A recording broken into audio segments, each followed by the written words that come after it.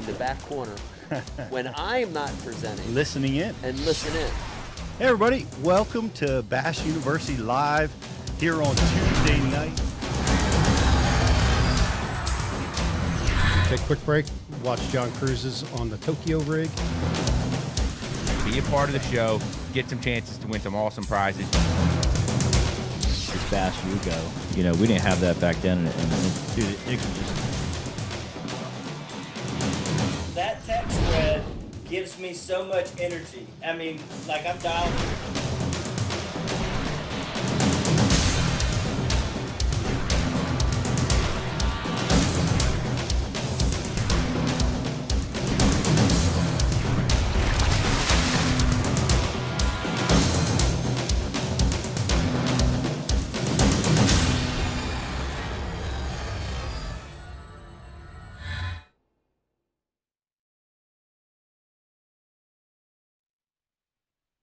Everybody, welcome to Bass University Live. Good morning, wherever you are. Hope you had a great weekend. Hope your fishing went wonderful.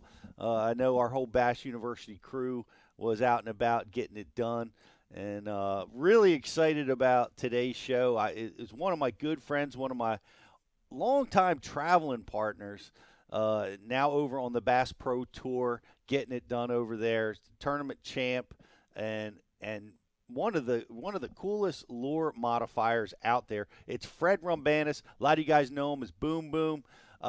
He's got his Boom Boom Frog, his Swimbait, and he's going to show us how he modifies those and other baits, which is really, really cool. So if you're a lure tinkerer, if you like to maximize what you're getting out of your bait, you want to learn some really cool high-level stuff about how to tweak your lures, this is the show. Boom Boom's going to be on with us here in just a few minutes, and I can't wait to talk to him again. He's going to be calling us from his home in Arkansas, and he's going to be coming, I guess, about 5 minutes from now. So we're glad you're here. We've got a lot going on at Bass University, as always, and just want to give a shout-out to Ritz. Riz gets us up and running, off on time. Coming off a big tournament this weekend. How are you, buddy? Man, Pete, I'm doing all right. I would have been doing better though if I had one more great big one in the bag on Sunday. You know, we had 4 cookie cutters, and on the Chesapeake this time of year, a cookie cutter's about a 4-pounder, and they were all just slightly over 4 pounds. Put us right at just a hair over 21 pounds, and we needed one of those true giants to really get us to where we needed to be. Actually saw one of those true giants get caught, about 25 yards from me. That's the nature of those tournaments. You get to watch everybody do the damage. You're all fishing right next to each other. That's how it goes. But you know, I was sharing water with a couple guys that are usual suspects down there, Dave Wilder and John Venor, and sometimes you just got to tip your cap. You know, there's about 50 years of time on the bay between those two guys. So, no doubt. You know, it's one of those deals. But it was a great day on the water. SFT, Susquehanna Fish and Tackle, put on a great event. It was good to get out there. 108 boats. And also a big shout-out to Chester County Bassmasters. They handled the weigh-in. And then the Bass Legends youth crew, they handled the fish release process, and they did a great job doing it. I think there was no dead fish in that whole event, which was really a good thing to see. They took some really good precautions, multiple weigh tanks, and we got them all back there alive. So it was a great event. Just needed one more big one. Yeah, great job. 21 pounds is a win in my book. You're just you're winning. In this event, Pete, 21 pounds was actually a 7th place. It's which doesn't happen too often, but the Chesapeake showed out. Welcome to the Chesapeake, man. Yeah. It's the big leagues. It's a lot of tournaments going on around the country right now. Even the greatest bodies of water on the planet. You're going to get a 20-pound bag to win the tournament, and the weights will drop off. Sure. Not on the bay, especially not this time of year. It's 20 Yep. pound, 20 pound, 20 pound. It just kill you to death with 20-pound bags. But yeah, you're one bite away, and we'll dive into that a little bit later on in the show and see how you did it. But really cool. Some of you guys that have been on our Zoom calls, our Zoom seminars might recognize her but we have Jocelyn Ray in studio with us, helping us out today, filling in for Alex and others. It's great to have you with us. Hi, I'm excited. I'm a little nervous, but I'm excited. You do so good on the Zoom calls. Everybody loves Jocelyn. And for those of you that have ever submitted a customer service question, be nice, because that's who you're talking to. Exactly. Be nice. You do a great job at handling that stuff. And she's going to be doing a little bit with our IM board today, as well as talking about a lot of stuff that we got going on, because you do a lot of work with the companies that really help us put all this together. And one that comes to mind is we've got some really – right now we've got a big discount for Hobie Eyewear. If you go on our members benefits page, we've got a lot of great stuff. But Hobie sunglasses are amazing glasses, and we got a discount for you. But they have something pretty cool coming up. They in do. addition to that. They do. So every Memorial Day weekend, everyone knows that it's a big day for sales, and everyone keeps a good eye on it. I mean, we already give 25% off discount for Hobie Eyewear, but keep an eye out, because we will be sending a newsletter with a specific code for Memorial Day weekend. Also, just another thing, if you're a member, you can have all your member benefits. So keep an eye out. Also, if you're not subscribed to the newsletter, you should be, because we send out so much information on there, whether it's our new releases or promotions we're going on, or just everything that you need to know for Bash U TV is going to be on our newsletter. So if you're not subscribed to our newsletter, I would. Yes. Go get yourself signed up. And we are brought to you by Tackle Direct. We're in Tackle Direct Studios producing Bash University Live.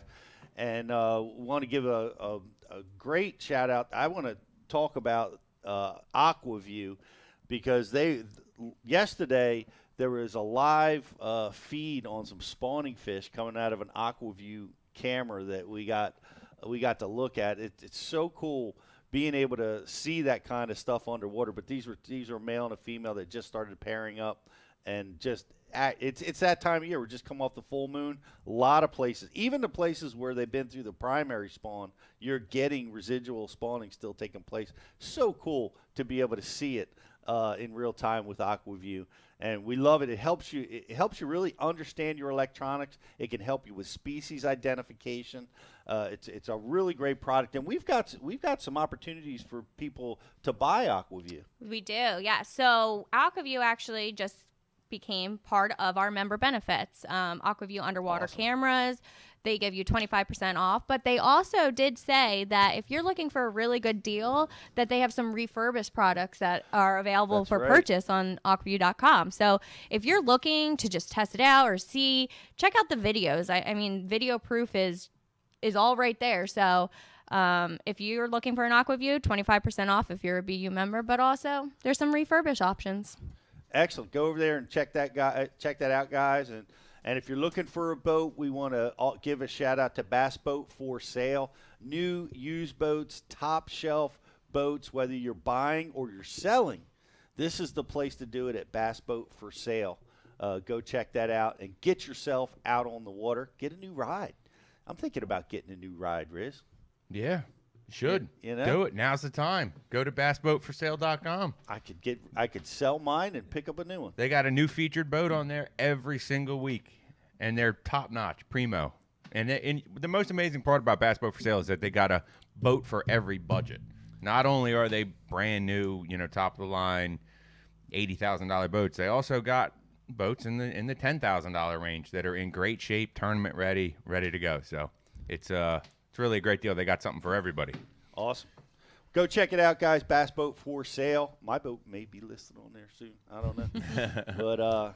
But we've got Fred Rumbanus. If you're just coming on to the show, I appreciate you guys being with us. A lot of you guys are watching at work. That is so cool. If you're allowed to listen in, and while you're getting your work done, glad to have you guys with us.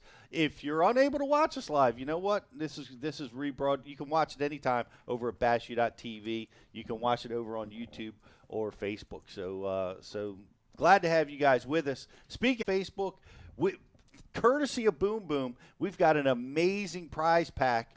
We're giving 2 of them away. They're $80 in value. So we're always going to be doing a Facebook like and share. Right now, stop what you're doing, like it, share it. to everybody you know, obviously, and you're going to be entered into a contest to win $80 worth of prizes from Boom Boom. And you're talking about the Boom Boom Frog, his Swimbait, and all kinds of other great stuff that we're going to be giving away there as well. We got a grand prize as well. How are we going to give that one away? That's right. So we're gonna pull something from the show.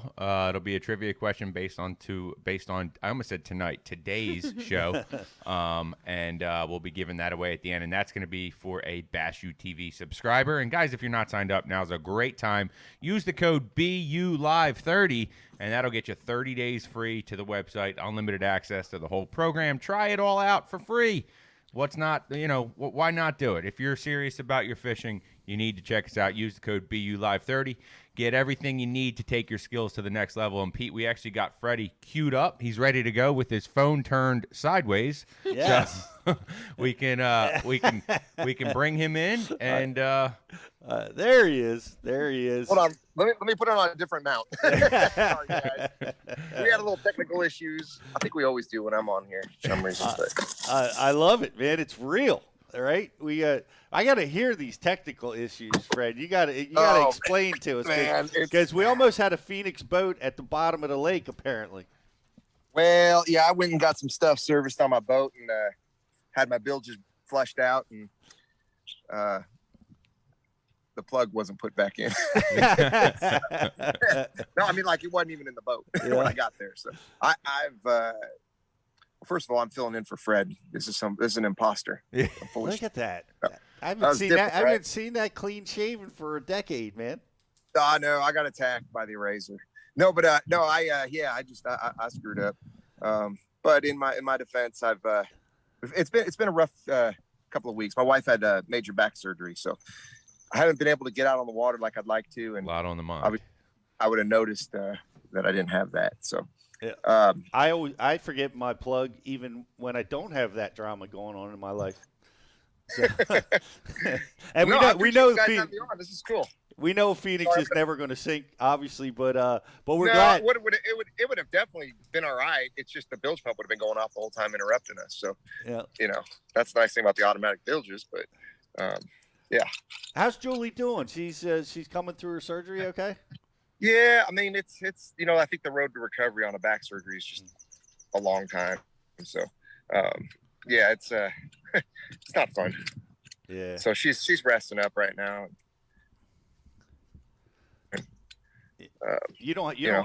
With all that going on, you don't have the time to maintenance like a handlebar mustache, man. That's why you got to keep it simple. Funny story. I went to pick up my kids yesterday, and they both completely freaked out. I think it was like stranger danger. They didn't want to get in the car with me.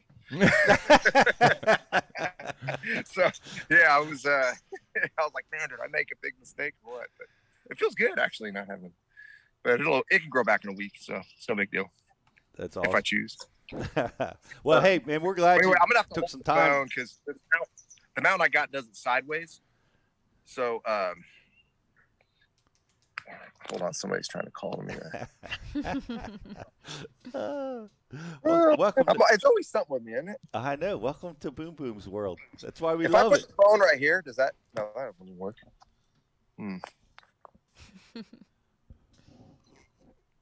I'm taking a sip of coffee while he gets his phone mounting situation under control over there, and it's as I'm looking at his blank screen. We'll let you and him figure that out, Riz. All right. Pete, when was the last time you forgot to put the plug in your boat? Oh man, that's a great question. I got to check all the time. It's not the plug that gets me because I've gotten so frustrated with the plug that I never take it out anymore. I'll never ever take it out. But what gets me is the back straps. Like I have this thing that I repeat over and over again, and you think I'd have it figured out, but the straps that hold the transom down, I'll get everything else undone. I do one strap, get it undone, and then I take off all the mounting stuff for the outboard, and then I forget the other strap. Every time. Yeah. And I'm back in the trailer's like 10 feet under the water, and the boat's not getting off, and then I realize every time I left one strap on. Yeah. Every time. Dude, I do it too. Don't feel bad. I always the get in a best. rush when I get to the ramp. I get too excited to fish, so I back up thinking everything's right, and it's not. Tournament morning, you get the old screen door effect happening with the boat. It's just kind of swinging off one way, but not coming off completely. And when you pull it back up, it's up on the trailer like that. Yeah. Everyone's like, "What?" It's sideways.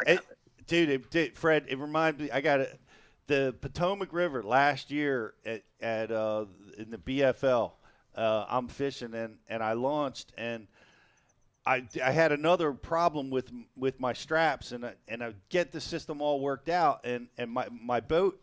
There's what it was. I thought I had the nose hook hooked up. I'm losing it. I mean, I've been doing this 1,000 years, and I'm really losing it. You would think I'm a veteran. I'm cool, calm, collected at the launch. I got this under control, and I took the nose hook off, and I backed down. Now my boat's floating away, you know, and which is okay. There's a lot of boats around. I'm not too panicked, and I'm looking at it. I'm like, oh, it's floating right over to the dock. This is going to be cool. I'm going to look like a hero.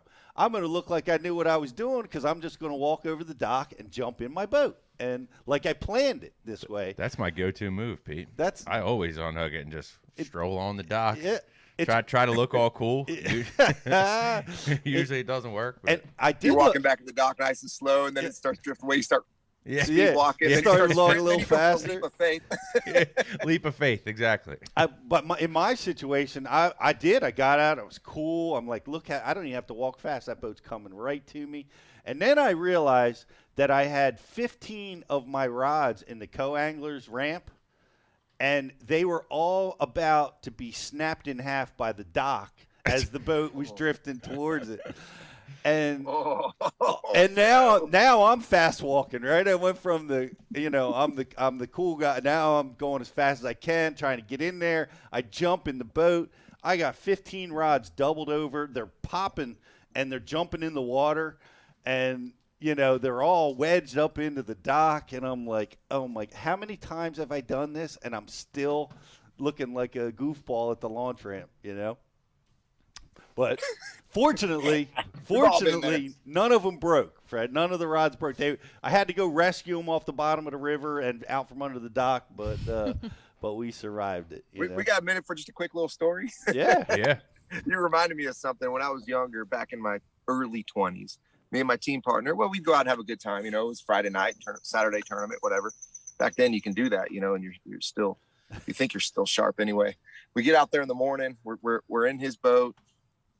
We were launching his boat. We take off. We towed it with my truck.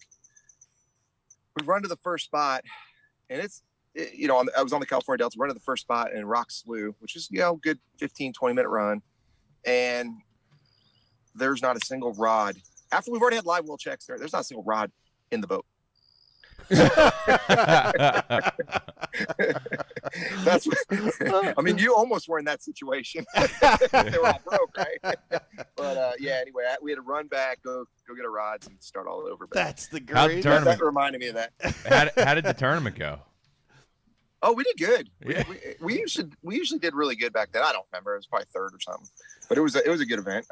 We've also gone and forgot to get the live well check, and they would tie like a little like a fluorescent band around your trolling motor when you got your live wells checked. And I'm fishing, and I realized there wasn't a chartreuse band on the trolling motor. I'm like, What'd you do? hey Jay, did we not get our live wells checked? He goes, oh, I don't know. We already had a limit at this point for like 16 pounds.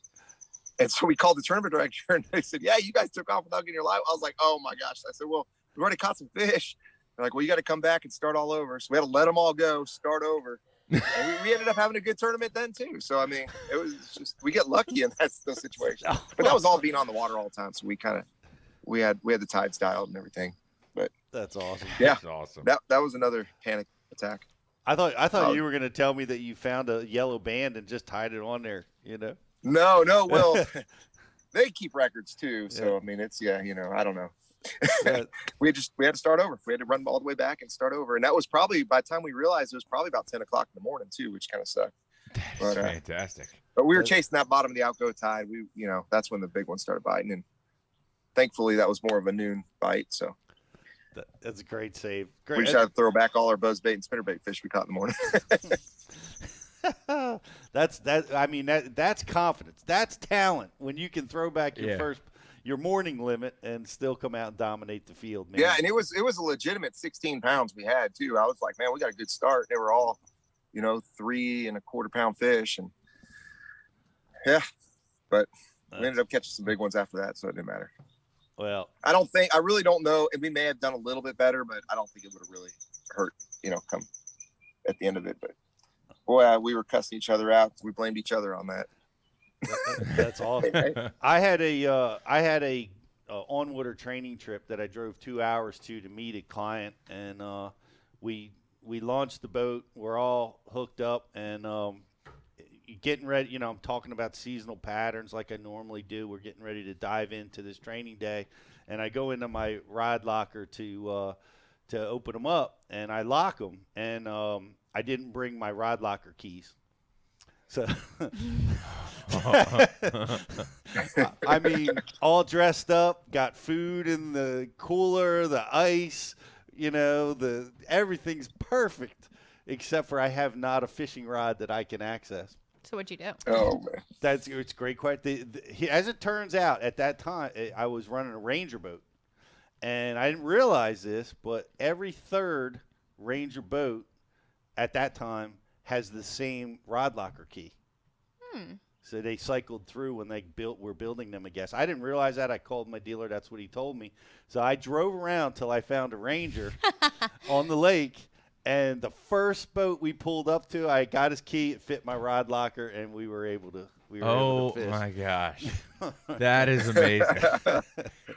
How about when you left? I just pried them open. I had to broke them or something. What about when you left all the rods in the garage and you had because one of the things you said, Rich, when you're getting into guiding, never give up your hand. The camper shell of the truck, so we were able to go back and get them, but it was still one of those deals. We got to our first spot. Yeah. But yeah, it sucked. I think we lost that first morning bite. A shad spawn. Well, Fred, we got you on today, and we're super excited to have you and to talk because you've always been a lure tinkerer, and I've known that about you. After we fished, stayed together for a little while and fished. We swapped the same turf for quite a few years, and that's why we want to talk today about how to lure modifications. Things that you're doing to make your baits better, make them work more efficiently, and you've given us a bunch to talk about here. We have some photos that we're going to be bringing up, and let me ask you this: I mean, have you been tinkering like this since you started fishing? Oh yeah, always. I mean, you're always trying to match or make your bait look as realistic as possible when you're fishing. Match the hatch. We all say that, but you got to do something to give yourself that confidence. Oh man, this really looks good. And a lot of times, you take a bait out and you're throwing it and it just doesn't do it for you. So I'm always trying to figure out how to make it do something a little bit different. Maybe something that I've seen in Mother Nature where the ways fish attack, and stuff like that. So really it comes down to just building confidence in what you're throwing. And then when you start catching fish, then you got to tinker with everything, so it's just, yeah, it's fun. And then you also get that little bit of confidence, like, hey, I know he's probably throwing my swim bait, but he probably doesn't have this little trick I got on mine. So maybe I'll get more bites if I'm fishing behind him. That's part of it. That little edge, that little tiny piece of confidence that even when you're fishing in a crowd, you feel like you have a little bit of an edge. Yep. And I'm about to share a few of these little tricks with you guys. Yes. All right. Well, let's tackle the first one. Which one do you want to dive into first? Well, I mean, you guys know I love throwing a frog. And I got the frog. It's shad spawn time of the year. I live right here on Lake Darnell. If you don't have one of these tied on first thing in the morning, well, today's kind of overcast. And what's neat about the overcast, you guys know, but there'll be an afternoon shad spawn as well. So frog bite all day long is pretty dangerous. So we'll start with the Boom Boom frog. This is my frog, which will be given away in those prize packs. When I designed the frog, I already did a bunch of tinkering in the design of it to begin with. So I'm going to kind of go over just a few features of this frog. First of all, I mean, obviously you can see it's got a little angry face on it. That's pure cosmetics. Okay. That doesn't necessarily help you catch more fish. Doesn't make the fish madder and they want to bite it harder, which sounds good. But we did add a little eyeball on the bottom. And a lot of times when you're fishing this, sorry, I think tackle warehouse order might be coming. I'm blocking the driveway. No, anyway, so we got an eyeball on the bottom. That's all. If it comes, Freddie, we want you to do that, and we need you to unbox that for us because we got to know what you're buying. Oh no, it's actually our lawn service guys.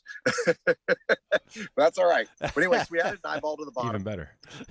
So yeah, we've got a harness right here. And they'll probably interrupt, so I apologize. This harness is actually heavier duty. So what I'm going to show you is when I pull this out, I'm going to pull the frog out. Always pull it out from the bottom. Always tie. If you're ever going to pull a hook out, make sure it's tied on first. So we've got the harness right there. See how heavy duty that is? That actually has a little bit of a weight to it, which is unique, but it also prevents it from busting out the nose when you get a big blow up. So, hey, Freddie, let me back you up. You said make sure it's tied up first when you're pulling. Yeah, because if you take a hook, if this isn't tied up and I pulled out on the bottom, good luck trying to put that back in. So gotcha. I may have to tell these guys to hold off a minute. Sorry. That's a great tip that obviously I would have missed. Yeah, they're gonna go. You guys, hold on one second. It's fine. Sorry. These guys are great. They're fishermen too. These guys are big time crappie fishermen. That's awesome. We're getting our landscaping done here on Bass University Live. Hey, I'm actually live on Bass University right now. No, you're good, but do you think you could do this part last? Yeah. Awesome. Thanks, bro. See you, Josh. I love it. So let's go back to the line. All right, you got to keep a little distracted there. Yeah, if you ever pull a frog hook through the bottom of any frog, it's real hard to get it back through. So I've made little contraptions to do that, but we're not going to go into all that. Just tie it on first, and then you can pull it through. This is kind of cool because I'm going to show you guys a couple things on this frog as well. So as we pull it through, you notice the harness. The harness is heavy duty. There's no gap in it or anything like that. It's completely sealed, so line will never slip through. I always throw 50-pound, 65-pound braided line. I love the Cortland Master Braid.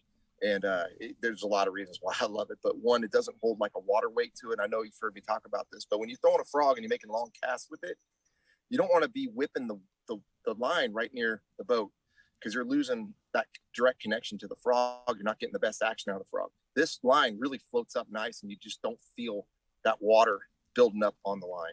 So Cortland Master Braid, you guys knocked out of the park with this braid, and it's really, really strong as well. So I can get away with 50-pound most of the time. In most applications, where in typical 50, I'd snap it on the hook set because with braid, if you go loose with it and pull it tight, it snaps.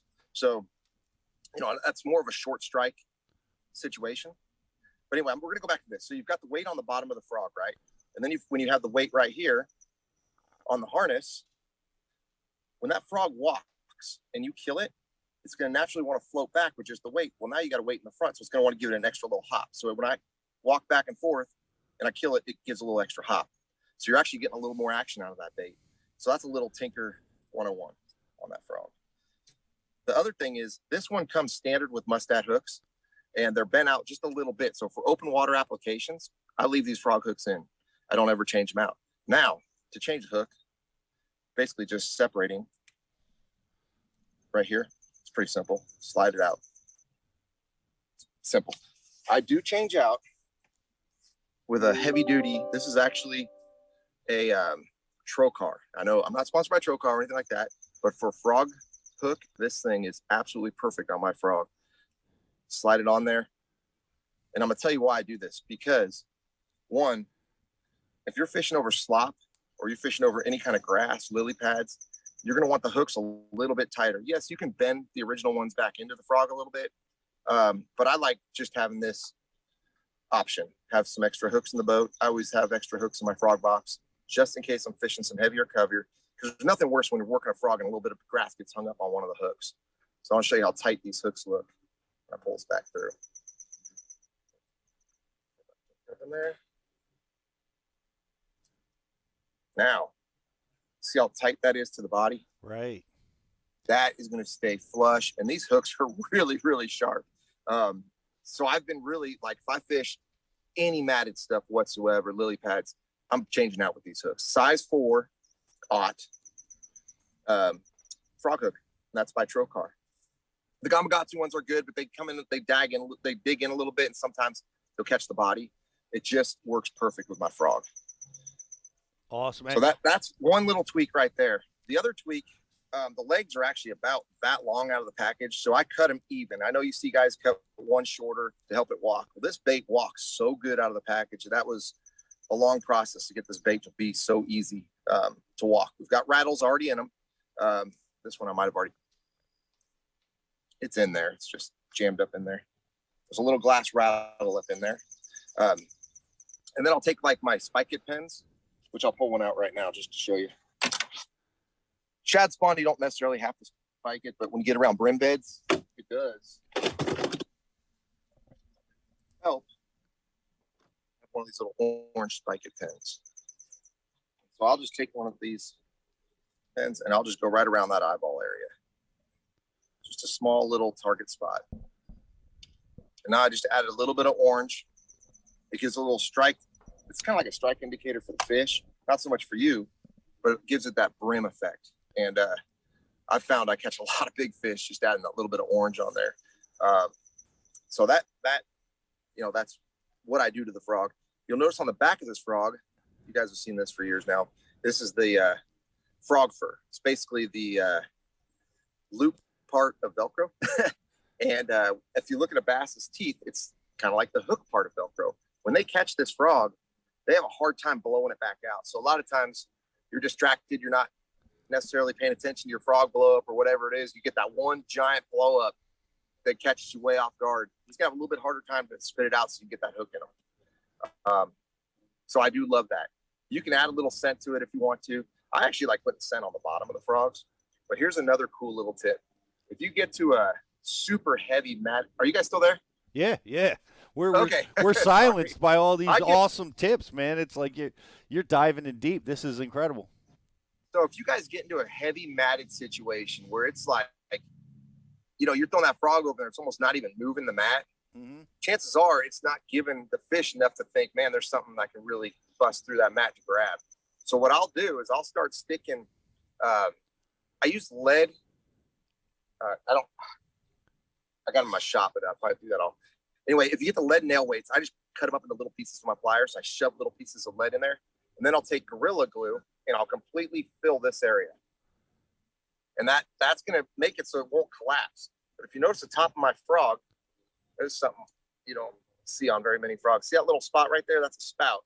All you got to do is drive a hole right through that. Take a fish hook, poke a hole through that. Now the air is going to collapse through the top.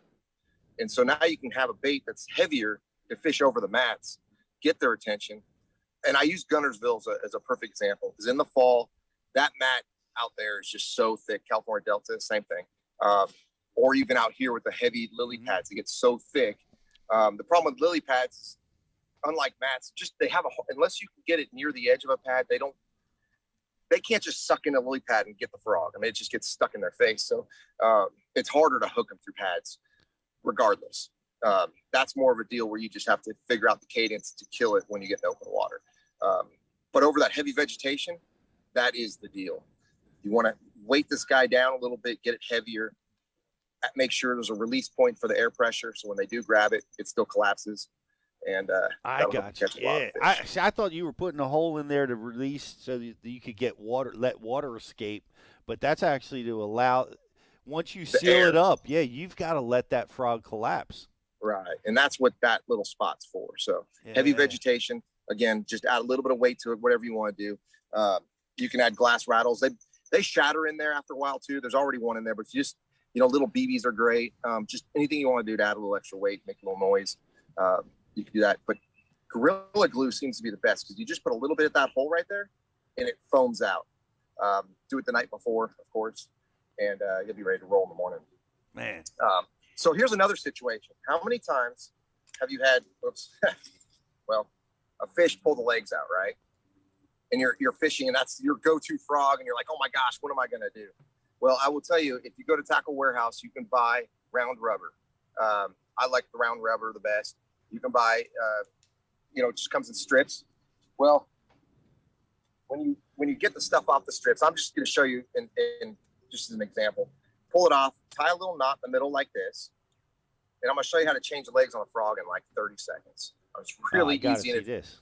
you can do with what I got in my hands right now, I can get these legs back in that frog. You want to see how? Show me. Show me. Right. So I'm going to pull this back out like that, okay? First thing I'm going to do is let a little more line off my rod, because your braided line is going to be what helps you get that through there. All right. So, and this happens to everybody in frog fishing. Okay. Take your your frog hook, go through the leg. You guys see this? Come through like that. Now, get you some braid, get a little bit to work with. Catch that barb. That's sneaky. All right, hold on. All right, so get you a little braid to work with. Catch that barb. Like that. You guys see that? Yep.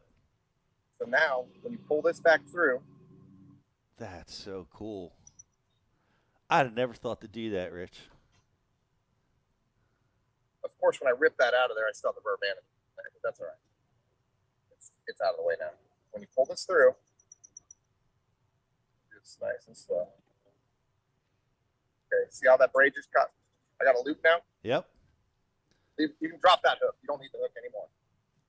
So now you got a little loop right here. Now you're going to slip the tails in there. Take the strips out, or whatever legs you're going to replace it with. Now we're just going to basically pull it back through. Okay. See that? Yep. Once you get a hold of it, it always helps to get the legs a little bit wet, just to help slide them through there. Jocelyn, you got to get your legs wet when you're going to pull your frog legs through. It is very hot out here right now. Let's get this through. Learning a lot. Okay.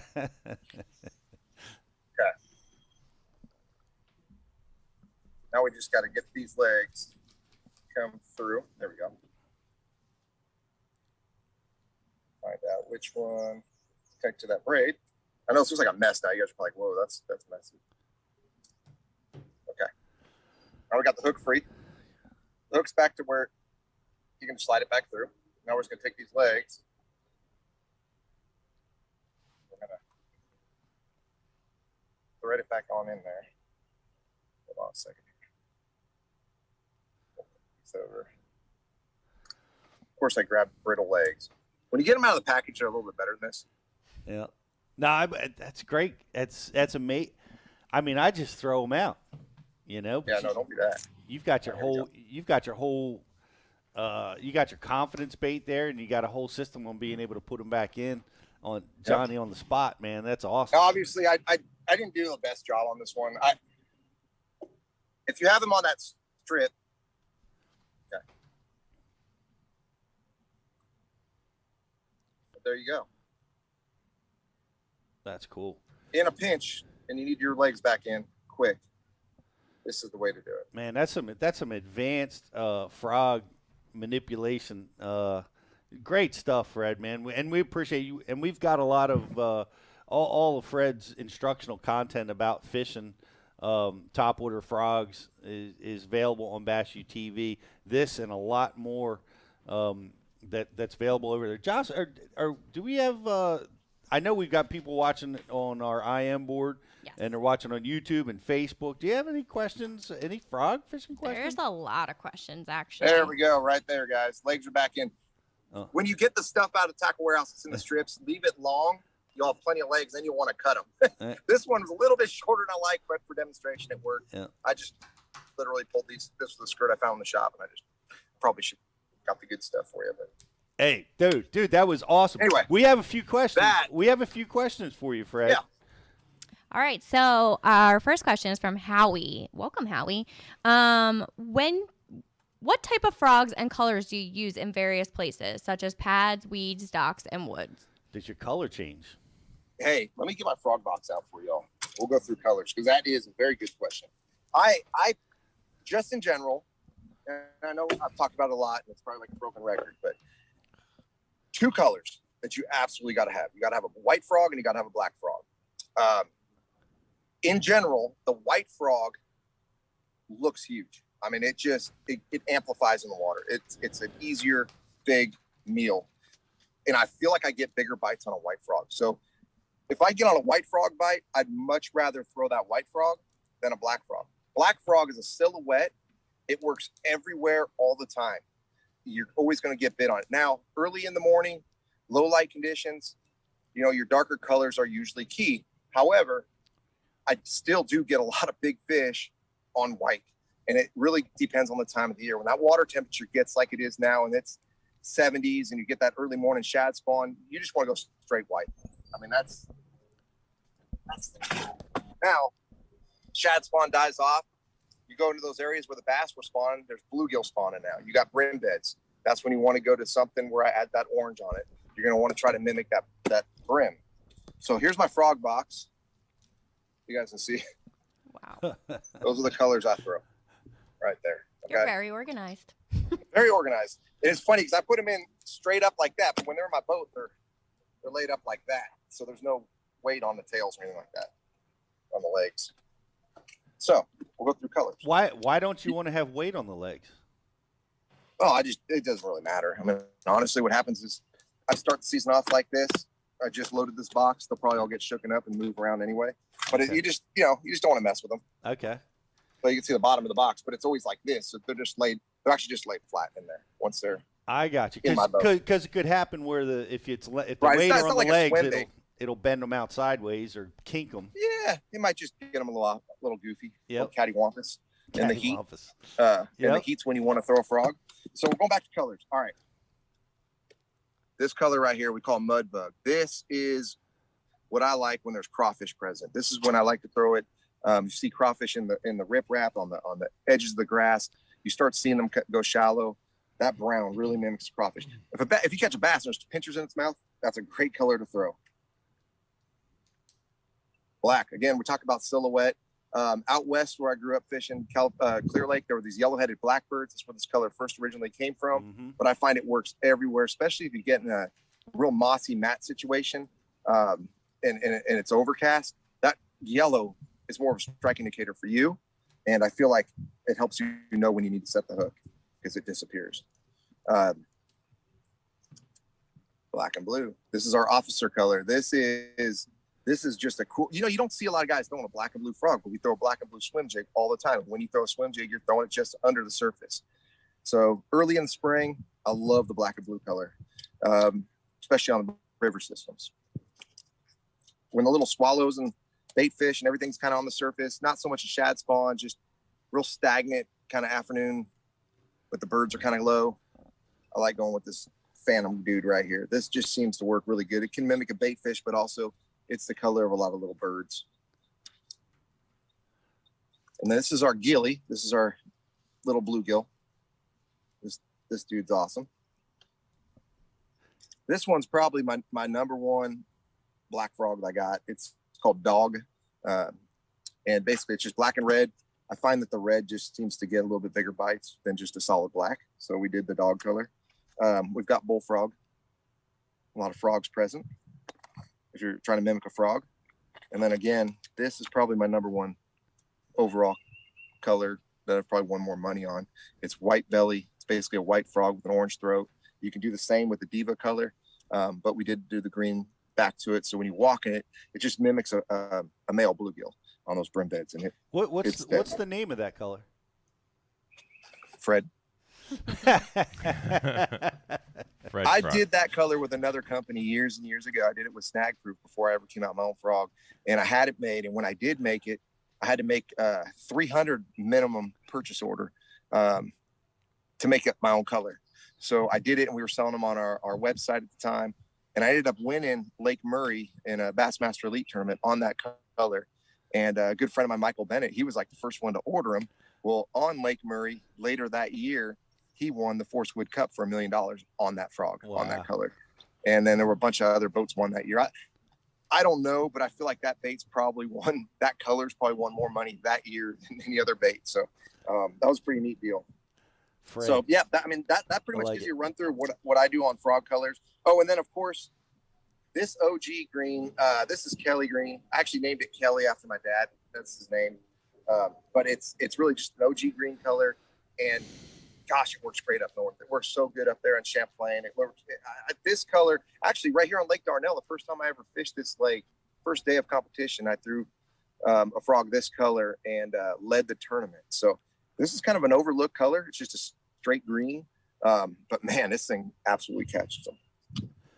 You fish a frog, and I remember, a lot of you guys coming from the West Coast fish that technique more often than, a lot of people. You're fishing, you're rigged with a frog every day, aren't you? Like, yeah, I mean, I've literally caught fish on a frog, granted out west, so you get milder conditions, but I've caught them January through December on a frog. So, yeah, I mean, it just, there's always it seems like there's always a situation where you need one in the boat. So I always have a frog tied on, and, it's done me a lot of good over the years. And I'm blessed to have had the opportunity to meet the guys at Stanford and come out with my own frog and design it. It took us 2 years to design that frog and do it with every little feature I wanted to do and to come out perfect the way I wanted it. So yeah, it's neat. Now let's talk about rods and reels. I mean, obviously, talk to me. You got to have the right setup for a frog, right? Sure. So we talked a little bit about Cortland braided line, the master braid. Mm-hmm. It's funny because they were at Ouachita during a FLW Forcewood Cup, and I was just walking the show because I live not too far away. We moved here to Russellville, Arkansas, just an hour and a half away, and I was just walking through the aisles, and my son Jackson, of all people, said, "Dad, look at this braid." And I looked at it, and I'm like, I went to feel it. It was the master braid by Cortland. I said, "Man, this reminds me of the old original Power Pro when it was made, when Conrad owned the company that I used to work for way back in the day." And I just, when you feel something and it just reminds you something, I said, I got to get a spool of this. Well, instantly fell in love with it, and it fished exactly like that. And because it doesn't, actually like it doesn't it better hold because water. they got a black and they got a moss green. So here we've got the black on this reel, and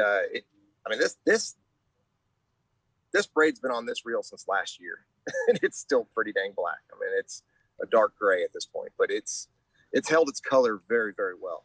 And I just love it, man. It's strong. I mean, I can't tell you, I've broke a lot of fish off on frogs, big ones.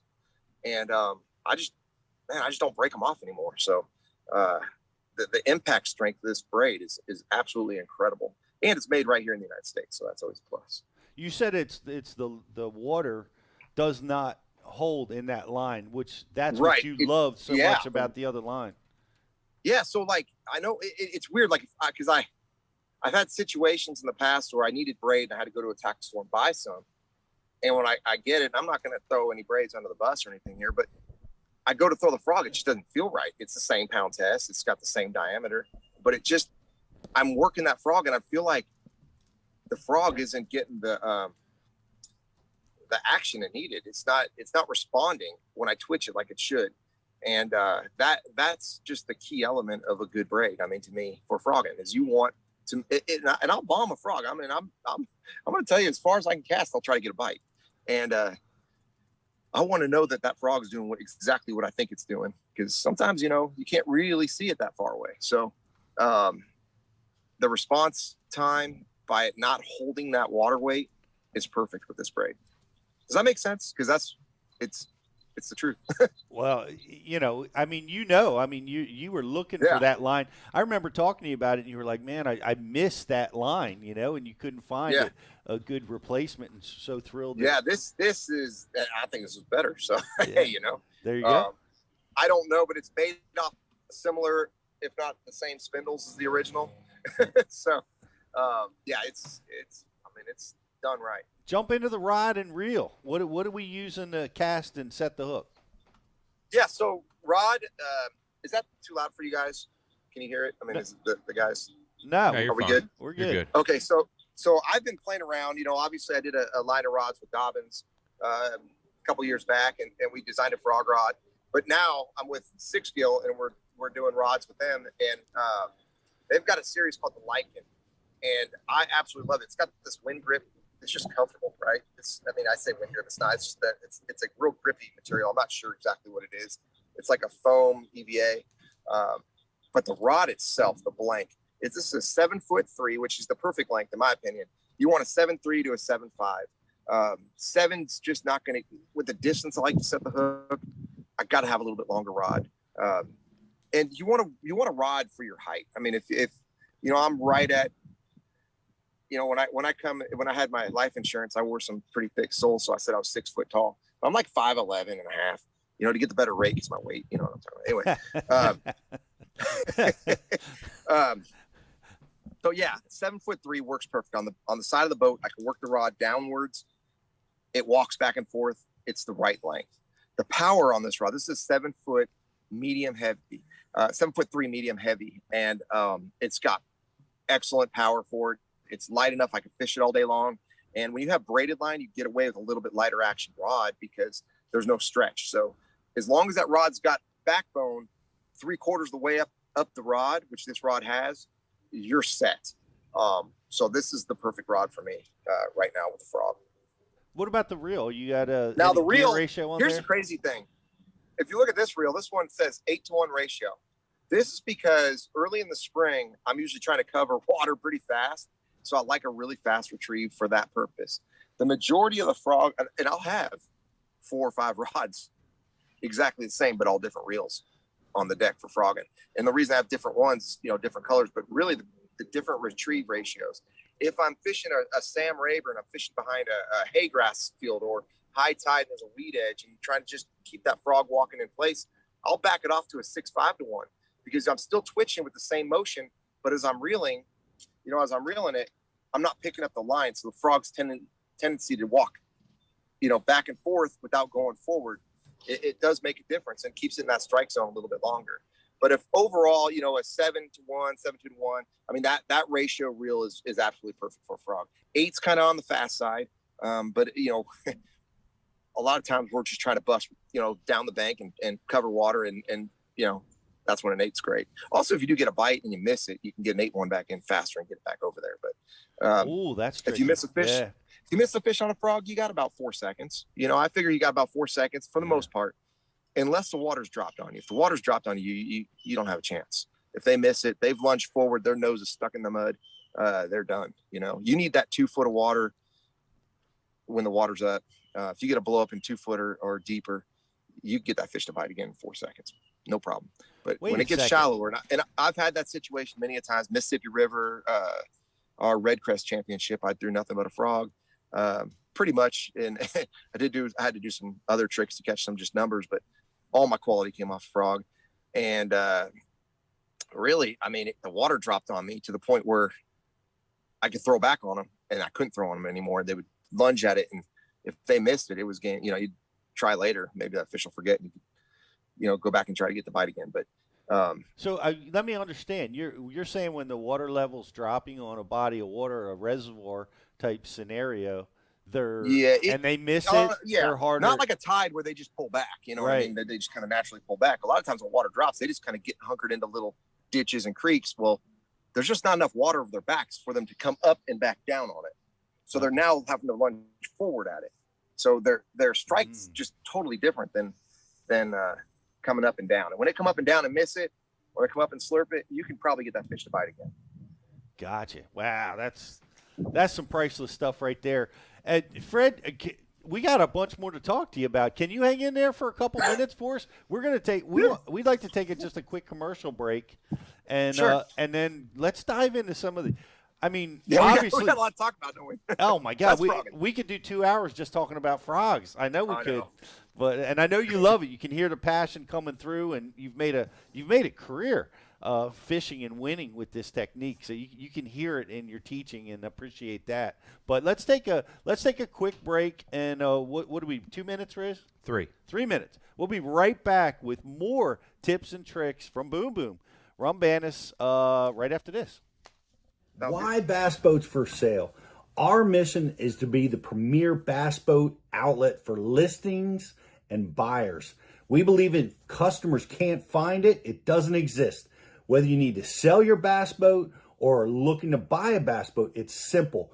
We give boats exposure so buyers shop and sellers list. BassBoatForSale.com.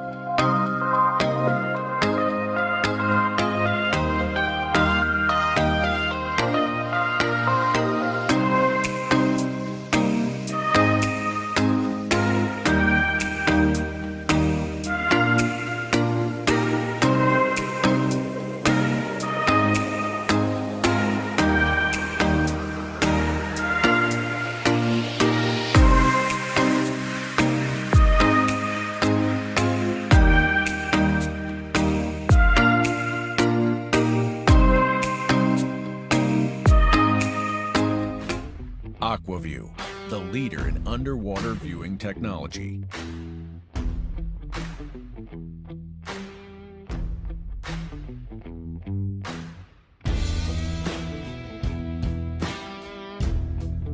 Find what you are looking for. Catch more fish. Have more fun. Aqua View. Seeing is believing. Why do you love casting fishing rods? I'm truly losing less fish. Is the sensitivity of the rod. That they're made right here in North Carolina in the USA.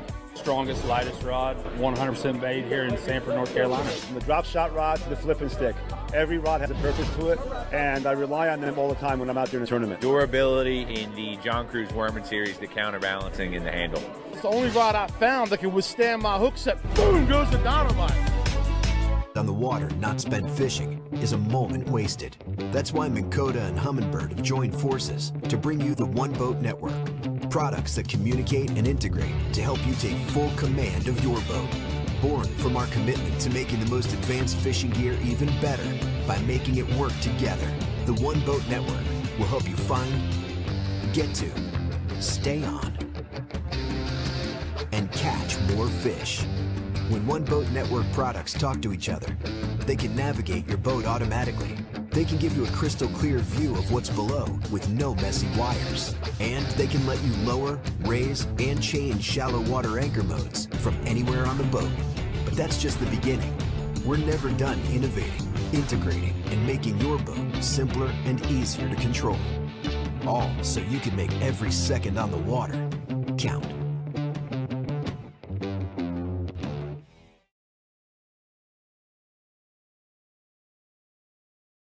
Why?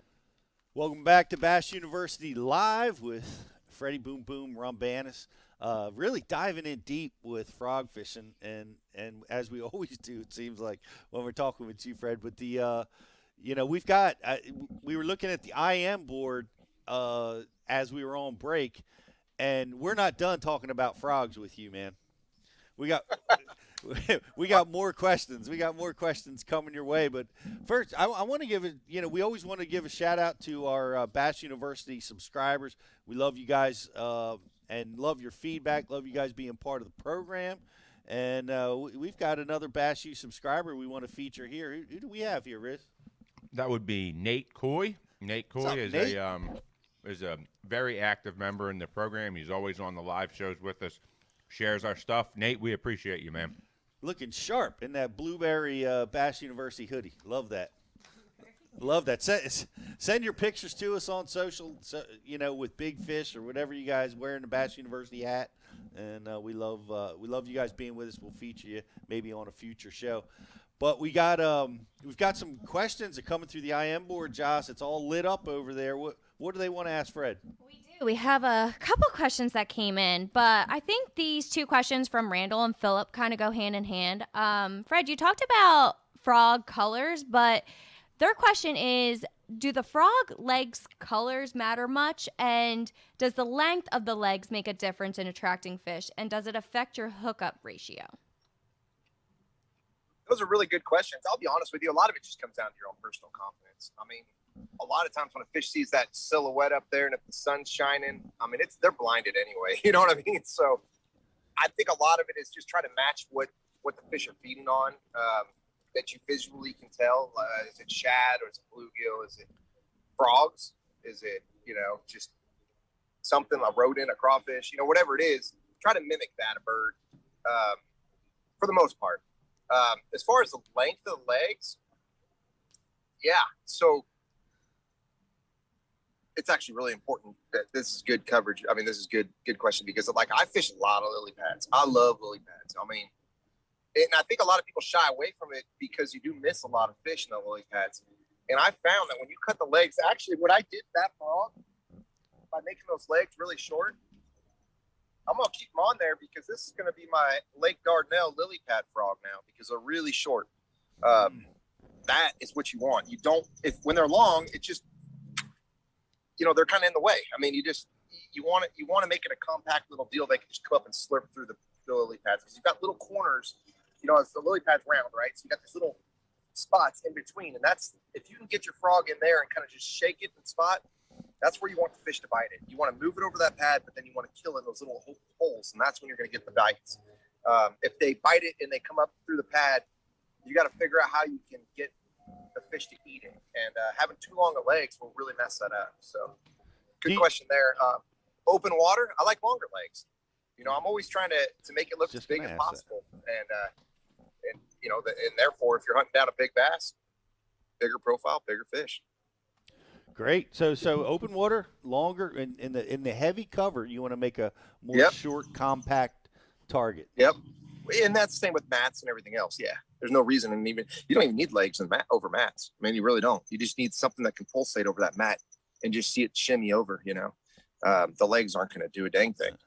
Who asked that question, Josh? There was two people. It was Philip and Randall. Philip and Randall. Great question. Great answer, Fred. What else you got? Eric just asked, do frogs work for bedding bass? And what are the best colors for that? Yeah. Yeah. I'll be honest with you. I like that white one. I like white. I like the Diva color. It just seems to make them mad. Now, if you get like a storm kind of rolling through or something like that, it gets super overcast, and I would, on a bedding fish, I may mess around with a black one, but most of the time it's white. Great for me. I mean, that's what works for me. And they do eat it. The females will come up and eat it. As a matter of fact, just last week at Lake of the Ozarks, I saw this one really big fish, and I was just throwing a little weightless bait, and I thought it was a carp, and that's just how dumb I am, right? Like, I couldn't really see. It was overcast, raining. It just seemed like a big carp up on the bank. So I threw a little weightless bait, and it ate. I set the hook, and it came up, and I really didn't set the hook. That's the problem. It came off, and I was like, oh my gosh. Well, then I kind of sat back, and I saw that fish kind of nosing back to the bank. It went right back up there. So I picked up a frog, and I threw it up on the bank, and I twitched it off, and she came up and just gave it a little kiss. And I was like, oh, here we go. And she didn't eat it, but I got her to react on it. And then I fired in a little lucky beaver, and she ate it first cast. And it was just neat to see that happen. So typically, like, you don't see them and you're just throwing a frog down the bank, but big females will eat it. Absolutely. I've heard a lot of guys do that. They'll that's the way they blind target the big females. Yeah. As a matter of fact, Ish Monroe beat me in the very first elite tournament ever. I finished second, and he caught a big one on a frog. He caught a big one on a tortooth too, but he caught a 9-pounder the first day on a frog, and we were all staying on the houseboat, Mike and Ellie and Ish and I. And I don't know. I knew I was getting bites on a frog too, and we were talking about it a little bit. And that, that was one of his deals over the beds. And I've got on a swimbait bite, and I was like, man, I'm catching 30 pounds a day on swimbait. I think I can win it. But I stuck with my game plan, and he did his, and he beat me by 1.25 pounds. So I finished second. But yeah, it was a cool tournament. Well, I've heard this said before, and I want you to answer this: is why are you a better frog fisherman than Ish? I don't know about that. I don't ever want to say I'm the best at that. I just the Ish is very good, man.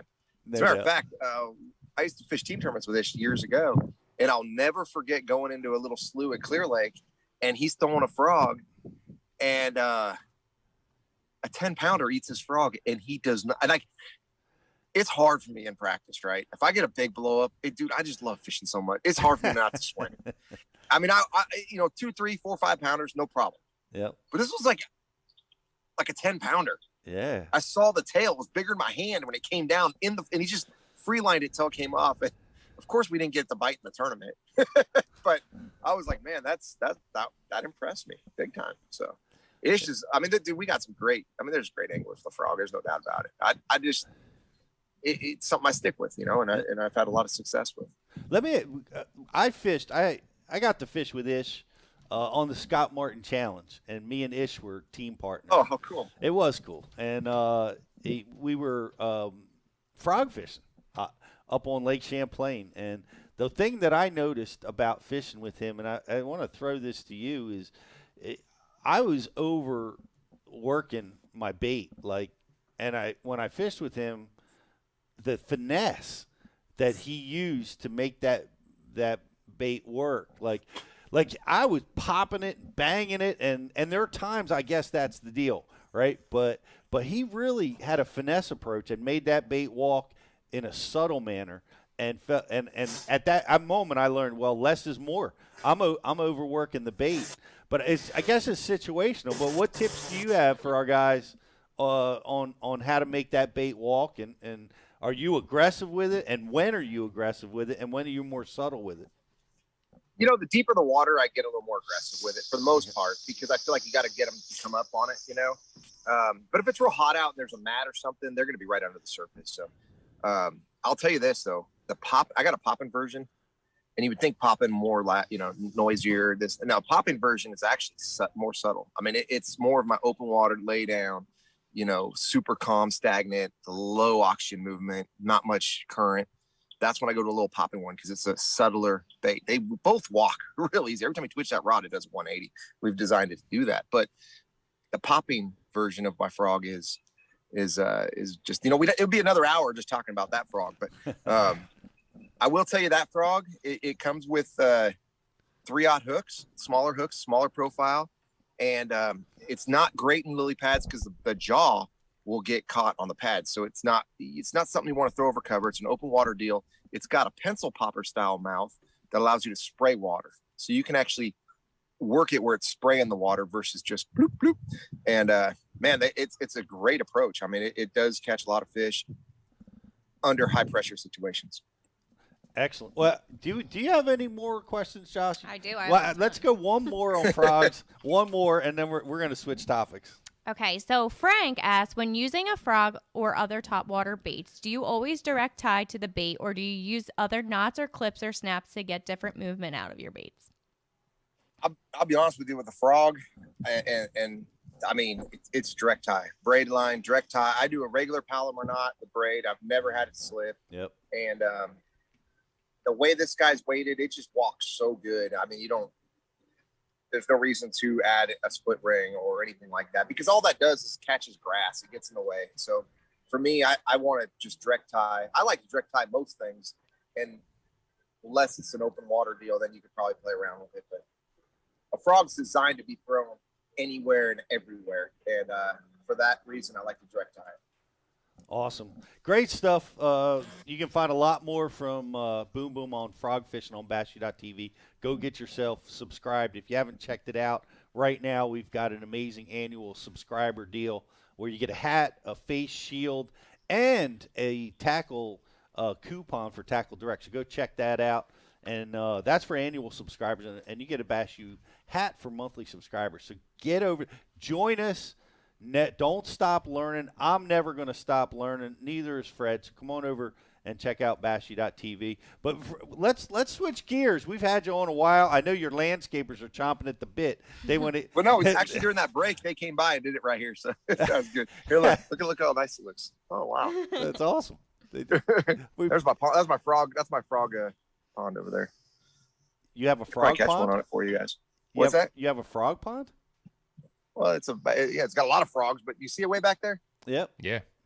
Yep, I can catch bass I can go catch bass right now, probably. Well, conditions are right. Before you do that, let's switch gears and let's talk a little bit about another one of your modifications that you put together for us. Well, we haven't talked about swim baits. So, okay, I mean, obviously, I was going to talk about swim jigs, but we got the Boom Boom swim jig. Maybe we just do another one on that. I know we're running out of time, aren't we? Yeah. This is my Boom Boom swim jig. This is going to come in that the two lucky winners are each going to get one of my swim jigs. I got a Lucky Strike, Lucky Beaver on the back of it. I basically just trim it down to the first little legs when I put it on, thread it on there. It's got a Hayabusa hook. And I just trim the weed guards on them and flatten them out. So, whoops.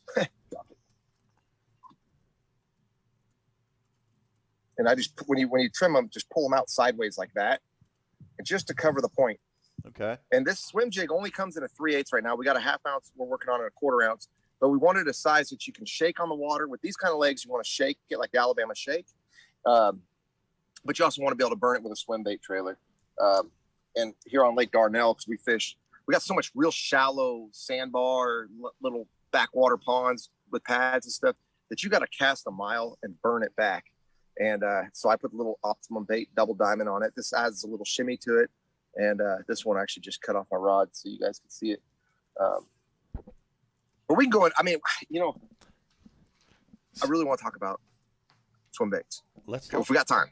Are we on time, by the way? We're good. Let's dive into swim baits. We're going to wrap it up here in maybe 15 minutes or so. But I'd love to dive into swim baits a little bit because you got a great one that is a big fish catcher. We had a great, and you can see it on Bass U TV as well. We were down in Mexico when these baits were just coming out, and we were smashing them up. Yeah, we just actually that was like the first batch we ever came out with. They're a lot softer now. You can see these guys are just wiggling. But we got 3 models. We've got a harness version, which I don't have for you to see right now, but that's basically a 6-inch only style. And it was derived after the original Bass Pro Shop XBS swim bait. It was the bait that got me on the map. I had 2 second places with bass back to back, which one of them was at Amistad and then Lake Shasta. And basically it was a swim bait I found at a Bass Pro Shops my first time outside of California, and it caught me a lot of big fish, and it made me really learn that you can tournament fish with a soft swim bait like that. So I've always wanted to have my own swim bait. And so we came out with one like that. I think my last big finish with that swim bait was a 5th at Kentucky Lake in one of the Bassmaster Elites, I think 2018, I believe, something like that. Anyway, we've modified that bait a ton since then. And I rarely ever throw that harness style swim bait anymore because now we have a line through. This dude slides up and down on the line. Mm-hmm. It lasts a lot longer. You catch more fish on it. You don't lose as many fish because you're just fighting the fish with a hook. So I'm going to share with you this dude right here. We've got it in 3 sizes. We've got it in a 4-inch. It comes in a package just like that. It comes with a treble hook, and you're just going to put the line through, tie the treble hook on it. Real simple. We've got a bunch of different colors. This is my favorite color, coast to coast, sexy minnow. I was basically taking the sexy shad color and put chartreuse stripes on them for years, and then finally let's just make it a color. So we've got it a color, and it's been for the last 5 years. It's probably been my best color, coast to coast. So it's the one I go to. I do change the hook that it comes in the package. This is a Hayabusa round bend. This is a size 2. On the 4-inch, this is absolutely perfect. It's a perfect hook, and you'll notice on here, this is where it gets creative. So the neat thing about that Hayabusa hook is it's made out of this NRD coating, and if you do get around some kind of grass or you're going to the edge of a dock or even a bridge piling, you pick up some of that nasty slime. It kind of slides off it a lot easier because it's a real slick hook. On the Weedless version, it's even better because it slides through the plastic quicker and helps you with a hookup. So we'll get to that on the Weedless version. But you'll notice that little dude right there. You see that? Yeah. That's a tungsten weight by Zapu. That's a weight? It's not just a hitchhiker? No, this is a weight. Now, I was just informed they discontinued these. So if you can find them at your local tackle stores, buy them up. I prefer, either a 1.9 gram or 2.2 gram. It just adds enough weight to this bait. The idea behind that is you put it on a crankbait and it helps it hunt back and forth. But when you put it on my swim bait, it gets it down and you can fish it a little bit faster. So nice. I just like it. I mean, it's a neat way to weight your bait, and it doesn't get in the way of anything. The other way, if you do want to weight the bait, it already comes with a weight in it. But if you want to weight it, you can add a nail weight right down the chin just parallel that weight. There's plenty of rubber there to just slide a little tungsten nail weight in there, like a 1/16 ounce, or, that's probably the best size to add to it on this little dude. You can go with the bigger ones. I'll go up to like I don't know, 3/32 on some of them. So, just to get it down a little bit deeper is all I'm trying to do with that, and to reel it a little bit faster. But early in the spring, if you're fishing shallow, the faster the bait, I just go with a weedless anyway, because that one you can really get going. Once they get to spawning on some deeper flats and stuff like that, that's when I love this treble hook bait. Along boat docks, riprap. This little dude this is absolute money. As a matter of fact, open water, standing timber, this is one of my favorite things. We had 2 tournaments just a couple years ago when Major League, we went to Table Rock pretty much back to back because Grand Lake got flooded, so they had to move us back over there. And that was the key bait that not only cashed me checks in both, but got me a top 10 in one of them. So caught a lot of big smallmouth, spotted bass, and largemouth on that dude right there. And that's the tweak. That's the tweak right there. Is just adding a weight to it. That's what's that? A 4-inch bait that you have in your hand? This is a 4-inch. Okay. This is a 4-inch. The 5-inch is also my go-to. We have a 6-inch as well on the line through style. And again, when a fish grabs it, just slides up. You're fighting the fish. I've had situations where, and I haven't really figured out the best way to do this yet, but if I could add a stinger on the back of this where this slides up, you would catch 2 at a time a lot of times. I've seen other fish grab this when I'm fighting that fish on the hook. So if you guys figure that out, please share that technique with me, because I want to figure out, I'll probably have to do something where it would slide on the front and hook, but it would have to still be able to slide up and down for it to work. Yeah, I've seen that too when they slide up, is when you're multiple fish. Man, dude, when you're around a school of fish, this is a great schooling bait. But yeah, you're gonna have other fish yanking on the bait. You got nothing to hook them to. So yeah, that'd be really cool. I usually just try to hurry up and cast back out and catch one. So on a rod choice with this, I like a 7, anywhere from 7 foot to 7.5 foot, medium heavy. I don't like to go any heavier. You want a rod that's pretty parabolic. This Aurora by 6 Gills actually. I think they consider this like their frog rod, but for the medium heavy, it's a little bit softer than I like, and it works excellent with my swim bait. So I really dig it. It's a great chatterbait bladed jig rod, spinnerbait rod. So any rod that you use for those techniques is great for the swim bait as well. And then a 7-to-1 or slower. You don't really want on the line through. You don't want to go an 8-to-1. That's just dangerous because you're going to be working it too fast even when you try to slow down. So keep that in mind. Line through, go with a slower retrieve rate, reel. And then anywhere from 10-pound fluorocarbon to about 15-pound. You don't need to go any higher. With the 6-inch, the 5 and 6-inch, you could go a little higher, maybe up to 20-pound. But the heavier the diameter of the line, the more it's going to want to stay up on the surface. And and that may be what you're trying to accomplish for the situation you're in. But I still like to be able to know I can get it down if I need to. With the Garmin electronics and the live scope and stuff, they tell you where the fish are at. So it gives you an idea when you need to add weights, when you need to tinker with your bait and make it do things. And the easiest thing with the line through swim bait is just downsize your line. Lake Shasta, when I finished second in the Bass Open years ago, even with that 6-inch old school Bass Pro, I caught them all on 10-pound line. Like it was open water, spotted bass. I mean, it wasn't like I was worried about breaking off fish. That wasn't even the issue. It was more of just keeping it in that strike zone. Back then when I couldn't see out in front of me. So yeah, it's changing everything. But and I love the line throughs because like you said, the when you get a bite, you're catching that fish almost all the time. Where I struggle, and I'm anxious for you to just dive into this real quick. What is the hook you're using when you're weedless that has the highest strike to catch ratio? Because there's so much plastic on that bait.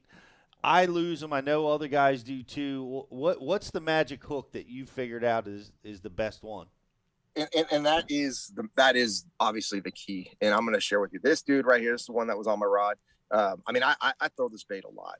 This has been probably one of my number 1 baits this year so far, bar none. If you look at any of my old videos from this year, the majority of the fish I've caught have been on Weedless Boom Boom swim bait. It works everywhere. It's anywhere you would throw a bladed jig, except for me, it's easier to throw in the bladed jig because you can throw it through cover and not get hung up. You can throw it through wood and not get snagged. I mean, it's crazy. And the vibration of this bait, I mean, we've got this thing, so it really, you feel it with the rod tip. It's absolutely incredible. You had my interest. Now you have my attention.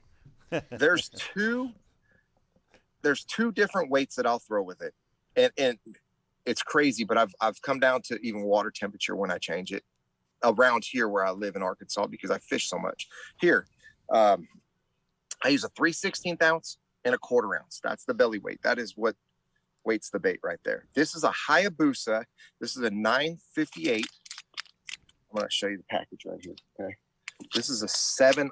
Now, on my 4-inch bait, you want the 7/0. I know it sounds huge, but Hayabusa 7/0 is actually a smaller 7/0 than a competitor 7/0. Don't ask me why, but it's the best hook. It's got that NRD coating on it. It slides through the plastic so easily.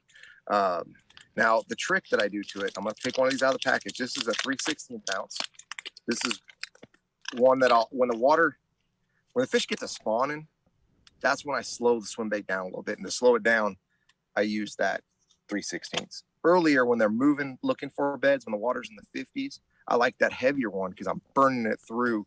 And they're hitting. I mean, they're chasing. They're on reaction. They're just moving up, starting to locate those areas. That's what a faster one actually works better, a heavier one. The spring on this dude is really, really tiny.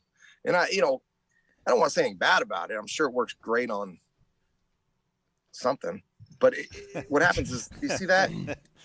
You get a bite, it does that, right? Yep. And it can ball up and cover your hook. So that was the first thing I did is I removed that. It's pretty simple. Just remove it. You can buy other springs. This is an owner bulk pack. It's large. I thought I took one out a minute ago. If I did, I'll just use that, but if not, get one of these dudes out of here.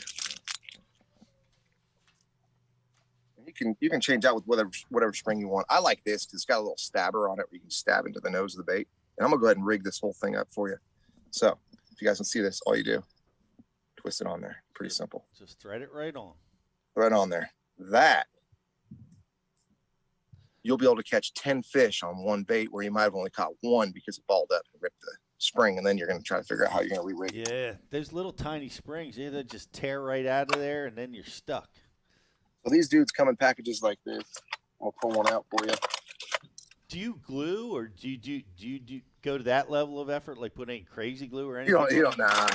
You don't need to. When you add glue to it, I mean, I'll glue like on the line through. There's a little plastic sleeve. I'll glue around that just to keep it in there. Mm-hmm. But you just want to make sure you don't get line inside. I mean, glue inside, because then you won't be able to get your line in the bait. So, no, you don't need to. Not with these. You just there's a little flat spot on the nose. You see that? Yep. Sweet little spot right there. You just go right in the middle. And because this is a large, I'll actually push the nose of the bait to make it thicker. See how when you push it down, it condenses it. You know, see what I'm doing? Yep. As I'm spinning it. Don't worry about the eyeballs. The eyeballs will fall off. You don't have to worry about that. So I'll just twist that dude on there. Don't worry about the eyeballs, guys. Don't worry about the eyeballs, everybody. Don't freak out if you knock the eyeballs off. It's not gonna make you catch any more fish. They just look cool. Okay. So we're gonna spin that on there. And then if you look at the nose, the spring's going to have it's either going to lay like this, like this, like this. You want to make the spring completely like this, because where the front of the hook is going to come the opposite way. It's going to basically make a cross, and that's going to allow it to swing back and forth freely. Can you see that? Yeah. Okay. Now the inside of the belly, it's obviously slit, and these are really soft, you guys. They're using a softer plastic now too, which is really nice. I just push the bait forward and just kind of expose it, like make sure that you can put that point right back in there. And now you can throw this dude anywhere you want. And one more little trick I do with this dude is I'll snip these little fins off, and that'll allow it to slide a little bit more. It gives a little more rocking action, and it won't get caught up in the grass. But that dude right there, you can fish this dude virtually anywhere. and catch fish. Lily pad stems. Which size is that one? Early grass growth. That's the 4.5 inch. Four? Sorry, 4.5 That inch. sounds right. 4.5 inch. Okay, guys. This dude is in a couple of weeks. Just watch the Outdoor Channel on MLF if you don't believe me. Can't say more than that. Yeah. That's awesome. We can't wait to see. We can't wait. It'll be a good one, man. But yeah, no, I appreciate it. So that's it. Oh, no, not bait. Okay, so that's the other thing too. With that bait, we talked about don't go 8-to-1 ratio on the line through. But on that bait, you do want an 8-to-1. And I'll tell you why. Because that bait is a bait you can fish in that much water as far as you can possibly cast it. And again, we talked about it with the frogs. In that shallow water, what do bass do when they hit? They bolt at it, they lunge, they go forward. You know what happens if you have a short rod and a slow reel and that you're throwing that swim bait? You're going to miss you're never going to get a hook in that fish. It's just not going to happen because they're going to key in behind it, grab it, and go forward. So 8-foot rod. I use right now. I'm using a 7.5-foot rod, 20 pound. That's 20 pounds straight fluorocarbon because you don't want. Again, I'm not trying to get it down deep. I'm trying to keep it in that shallow water. I want to have less stretch. You know, even though fluorocarbon's got less stretch than monofilament, they still add a little elasticity to it. It does have somewhat stretch. So 20 pound. Go 20 pound. Direct to the rod. Go to an 8-to-1 ratio. That's going to pick up that line. And again, it's your 7.5-foot rods. Your medium heavy. You don't want a flipping stick because you don't want it to just rip out of their face. You still want them to load up when they grab it. But you also, when you swing, you want to be able to get that hook driven in that fish. Great stuff, Fred. Amazing. And guys, we have a Facebook like and share. If you haven't done it yet, go over to Facebook, like us and share us on your Facebook feed. We're going to be giving away one of Boom Boom's prizes, man. You put together some killer prize packs for us. Yeah, do you want me to grab it and show you guys what you can win? It's just in the back of my truck, so I'll take it to the post office for y'all. Yeah, go get it. Go get it. We're going to take care of some other stuff because we also have a trivia question where we're giving away another one of Boom Boom's prizes. So be ready for that. We're going to be asking our trivia question here very, very soon. So we got all that stuff coming up. What do we have anything else we got going on? I do. I want to give a shout out to Blake Bailey. This is his first live show, and he sent in a testimonial. What's up, Blake? He said, I got to give a shout out to the guys and gals at Bass U. I've literally been fishing as long as I can remember, but only really dedicated myself to bass fishing over the last 4 or 5 years. This platform has been extremely helpful, as well as this being my first year as a BFL co. Well, man, Nice. that's awesome. Welcome to Bass University. Welcome to the show, or welcome to the BFL too. I wonder what league he's fishing. I wonder if you're fishing. Well, in Blake, our what league. league are you fishing? Yeah, in the BFLs. We are BFL guys here at the Bass University. So we fish the Piedmont, we fish the Northeast Division, and about whatever else we can get our hands on around here. But I appreciate you being part of the show. But what do you got there, Fred? This gift pack is awesome. All right, so of course I told you what my favorite color is. So we're giving away the 5-inch in the Sexy Minnow and a 4-inch in each box. Okay, so 2 lucky winners are each going to get one of each of those. We're all here in We're all here in the studio right now. We're all liking and sharing the Facebook feed to try to nice. try to win this. This is my Officer Poppin' Frog. You're going to get one of those, black and blue. Remember, that's the subtle frog. That's the one you're going to want to throw when it's super still, stagnant. I say not much oxygen moving around. You know, it's just it's your finesse frog. Even though it's a popping frog, it's your finesse frog. You're going to get a brim. This is the gilly color. It's the bluegill of my original. One of the things I didn't mention earlier, the sides are real flat on it. So when you do snap this thing even harder, it does spray and make a lot of commotion on the deal. And that's that one deal we did down in Mexico. Remember, that's how we were working at getting those big bites. That's right. All right. And you got a bullfrog. We need to go back to Can't Mexico, go wrong with bullfrog. Fred. We got to go back there. Dude, I'm waiting for that call. I'm just waiting for that call. You're going to get one of my gangster swim jigs, black and blue. And with that, I'm going to give you guys one of the creature baits. You can use this as a swim jig trailer. You can flip this. This is by Lucky Strike. This is an awesome bait right here. I Got some videos on my Instagram if you guys want to follow Fred Rumbanus.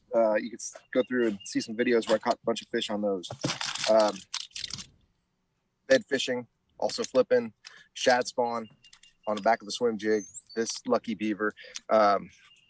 Lake of the Ozarks, I caught almost all my fish on the lucky beaver on beds, and we had a very good tournament. If I could only catch a fish in the third period, I'd have made 2 top 10s back to back. But I failed to catch fish in the third period of knockout round, so I had 2 top 20s instead. And then this dude right here, this is called the color is called Starry Night. This is called the Hydra worm, and what's that? If you break it down and put it on the back of a swim jig, it does it's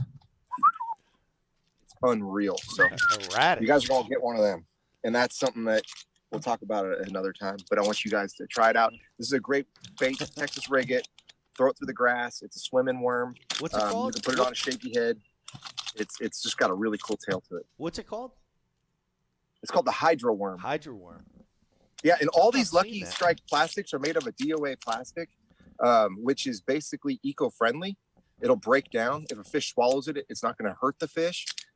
So they've done a tremendous job. This is all new stuff. Lucky Strike just got bought out by a new company, and they're right here in Arkansas. And not only are they a sponsor of mine, we're good friends, and we work close together. We're actually fishing a team tournament together.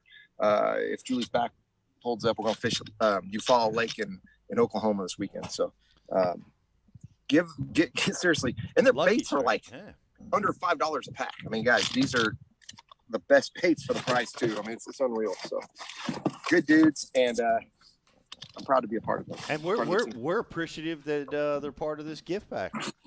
Thank you. Yeah. Lucky Strike. So that is it right there. So basically, it's all in this box.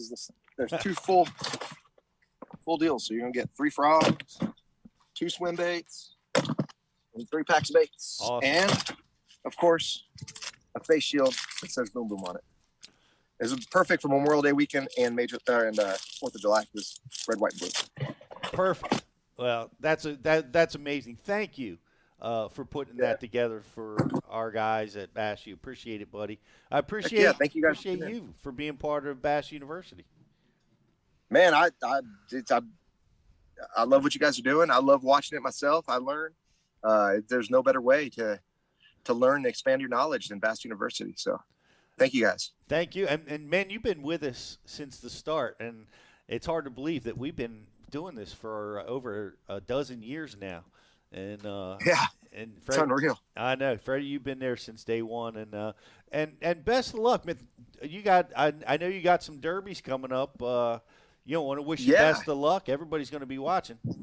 Thanks. Yeah, it's been crazy. Like the first 2 tournaments this year, I don't know. It was just cold. Like it's been the longest. I don't catch it when it's cold. I'm gonna tell you right now, when it's cold, I'll never forget the first time. I think it was Norman. We had a Bassmaster Tour tournament before it was ever an elite, and you and I were rooming together, and it was like, dude, it was so cold. You wore a helmet. I didn't even think of wearing a helmet. I was so miserable. Well, anyway, it seems like this first was cold. It was just not fun. Fair weather. And I don't slow down. Like I like to fish bass. I'm kind of active, and I just, now it's my time of the year. Last 2 tournaments, I made 2 top 20s. I got myself from 73rd in the points up to 38, 40s the red crest cut line. So hopefully I keep the momentum going and catch them up we get to go to a lake where I know you won before. We're not gonna get into too much details there, but it is off limits for me. But we're going to Cayuga. So I'm excited about that. Yeah. I'll never forget that. I remember, because I'm going to take this opportunity to brag, but I remember bumping into you at the service cruise at Cayuga. And and it's just a simple moment that we had. But you asked me, you said, "How'd you do today?" I said, "I got 20 pounds today." And you were like, "That's awesome." You go, "How'd you do yesterday?" I said, "I had 19 yesterday." And you were like, "Man, you got a chance to win this tournament." And you were cheering me on, and I appreciate it. Oh, dude, I was your biggest fan, bro. I was like, I didn't catch squat. Well, that was cool. Yeah, that was a cool moment. I appreciate it. I always appreciated being friends with you and traveling together. And likewise. And we and I want to, we want to send our best to Julie and for a speedy recovery. Hope that she gets up and running like Julie that we all know real soon. Well, thank you. I think it'll be just a matter of a couple of weeks, and she'll be back on her feet. And it'll be awesome. Yeah. So thank you. I appreciate all the thoughts and prayers and messages and everything. So thank you guys. Appreciate the time with you guys. Looks like I got a little storm rolling in, so I probably ought to pack up, put this back in the shop, and go find a boat plug for my boat so I can actually go fishing this weekend. Yes. Well, you go take care of that, and we'll be in touch real soon, buddy. Wait, you got to see this. You got to see this right now. This is going to be cool because I believe I might be getting a tackle warehouse package delivered to me right now out in the middle of nowhere. You can go. Delivered right to Bass University Live. Yep. Looks like it's FedEx. So.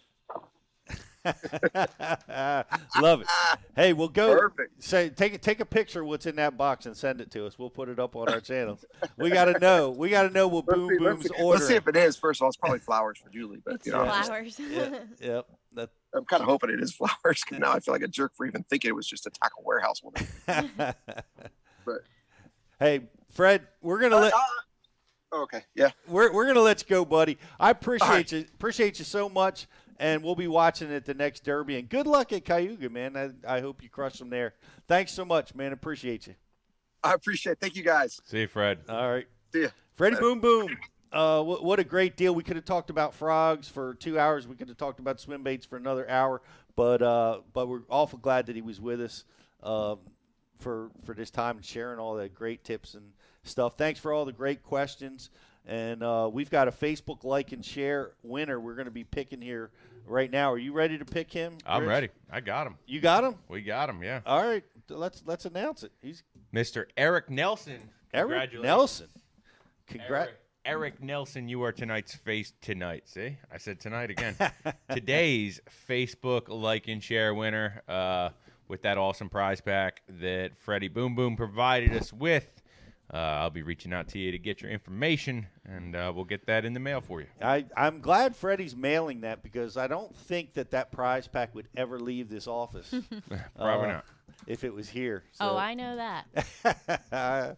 I know. Jocelyn has to hide the baits from us, hide the boxes. I do. But we have a trivia question, guys. Yeah. And we're really excited to give this away to one of our Bass University subscribers. So what do you got at trivia-wise? So this is going to be a question from today's show. Okay. You had to be paying attention to really, know the correct answer. So today's trivia question is going to be, what swim bait did Freddie Boom Boom Rumbanus model his swim bait after? What swim bait did Freddie Boom Boom Rumbanus model his swim bait after? You know it, Pete? I do. I do know this because I was there during the process, and I remember this bait. I remember the story because like Takahiro and Boom Boom were all scrambling to buy the remaining ones that when that bait got discontinued. We need the details, guys, not just generic. We need the detail. Yeah, the bait was discontinued, and all the guys were scrambling around to try to buy them. And I remember there's we should ask them the story about, like, T.O. had like a massive box of these baits that Boom Boom was actually able to get a few of them. T.O. let a few go. But now he's got a bait that's bigger and better under his own brand. So awesome. We already saw a winner, too. We already got a winner? Yeah, it doesn't take long. And I think this is the guy that we are highlighting. It's Blake's first show. Get out of here. He got it. Yep, Bass Pro Shops XPS swim bait. That's awesome. Yep. That's what it was. I remember they were traveling around. They were going every tournament. They were blasting into the Bass Pro Shops, trying to go through the discount bins because that's where these all were. These were all discounted. Yeah. They were all given away. They were done making them. Yep. And they were trying to buy up the last remnants. And Yep. And now Boom Boom swim baits out there winning tournaments. And Bass Pro Shops XPS. Excellent. That's awesome. Blake, congratulations, man. How that's impossible. How do we feature him and he gets the right answer? That's beginner's luck. Yeah. Staying dialed. Something going on there. Well, guys, thanks everybody for watching. We got a lot of great stuff that's coming to Bass U. I just dropped the Fat Baby seminar on Bass U TV. We love that name. Mm-hmm. It's a really cool finesse technique that I've started using, and I used to good success at the James River recently, and and I teach you how I use it, the techniques. So when things get tough, when things get really tight, you're fishing in a crowd, heavy pressure, this is a technique that's going to get you bites. It's going to get you through. So check it out. It's called the Fat Baby, which is the best name ever, Riz. And so go check that out. And we've got it's modeled after the grown Fat Baby rig.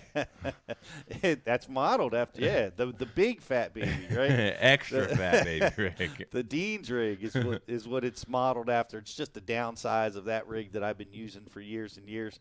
And so go check that out. We've got Brandon Cobb's top 5 topwater post-spawn topwater strategies that's coming this week. We love Brandon. He's such a great teacher, such an amazing angler. And it's that time, right? The fish are coming off the beds. It's post-spawn in a lot of parts of the country. And this is the time to really get after the topwater action. And as we get up into the north, you're going to be seeing this develop. So a lot of places right now, it's happening. So go check that out. We're going to be releasing that on Thursday of this week. A lot more to come. We're going to be back next Tuesday with another Bass University Live.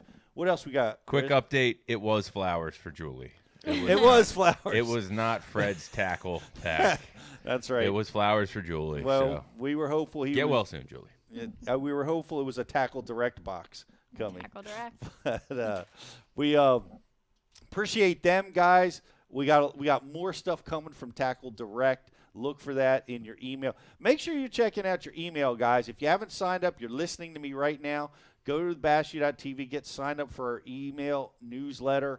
A lot of great information, a lot of tidbits, and all of our deals and specials for our subscribers are there and available to you every time we send that out, which is you want to make sure you're part of that. It lets you know what's going on at BassU.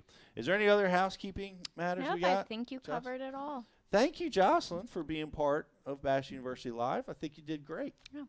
Well, thank you. Great questions. You did. Yeah, I came up with them all by myself. With your advanced bass fishing knowledge. Yes. That's amazing that you can you remember all this stuff, and we appreciate you being part of the program. Thank you, Riz, and thank you guys for watching. We'll see you next week with another edition of Bass University Live.